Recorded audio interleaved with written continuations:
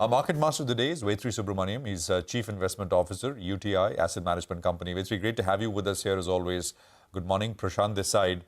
We're speaking out of the last few days where we saw a fair bit of volatility, unusual in the recent, as far as the recent history is concerned. I should say not used to, because we're used to very trending up markets. So a stark and, in a way, timely reminder that markets don't just go one way. How would you read the overall situation, Vetri, now with this shakeout we've seen in the broader markets? Well, a good thing about the way we work as mutual fund managers is we don't have to react to what happens to the market every day.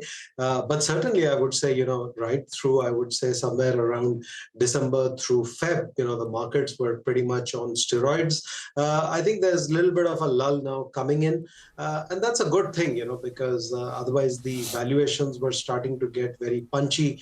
And that does, create its own challenges for investing.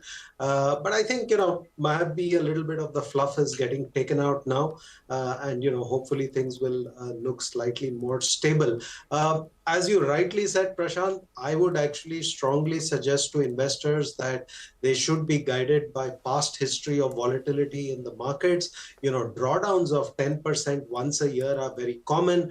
Drawdowns of 15 to 20% are very common once every 3 years. And drawdowns larger than that are common once every 5 to 10 years. So as much as we've got this wonderful, pipeline of SIPs coming through from investors, and, many of them are investing for the very long term, this is not the kind of volatility that should start to scare you. This is very much par for the course. And that's the main message I would want to convey to investors.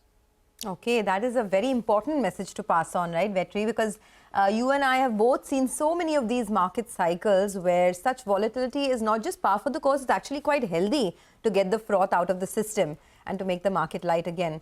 I wanted your thoughts on how retail investors should approach it from here on. Do you continue your SIPs? Do you continue staying, sort of invested in equities, or do you move to other asset classes? Because there's a lot of money being made in asset classes like gold, cryptocurrencies, even real estate for that matter.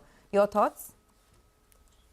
Sonia, I think, thanks for asking that question. I think it's always useful to remember that eventually there's a whole bouquet of assets that you can choose from.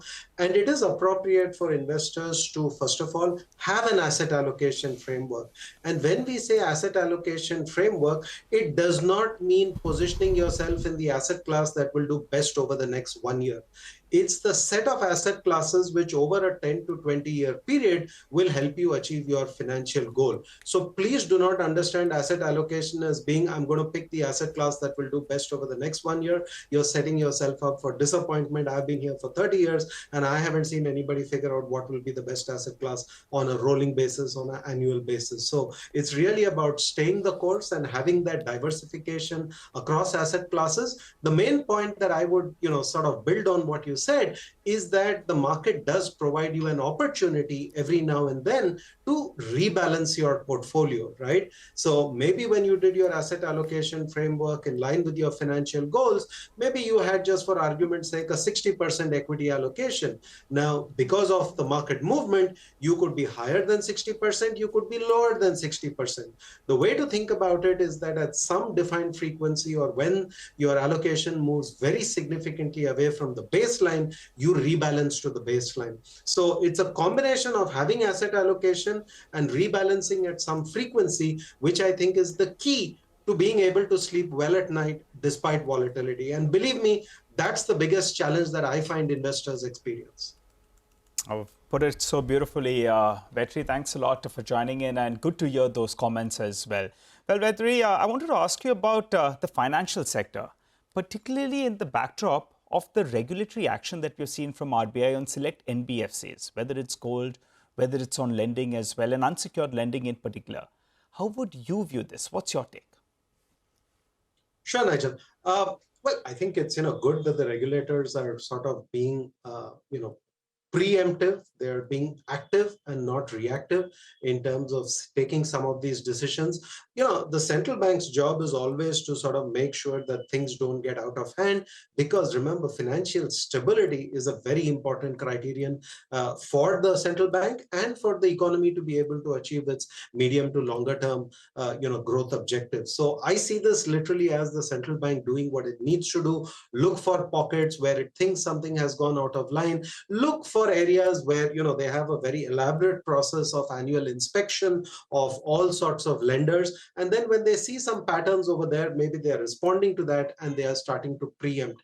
I will, however, say that when I look at the more longer term data, right, and I prefer to go back to pre-pandemic period. If I look at the pre-pandemic period to today, credit has grown slightly faster than GDP, nominal GDP over that period, but nothing which really raises any red flags, so to speak. I think looking at credit growth for the current year relative to nominal GDP makes it look like, oh my God, credit's growing so much faster than nominal GDP. But I would suggest, the last 3 years, the year-on-year numbers are all over the place.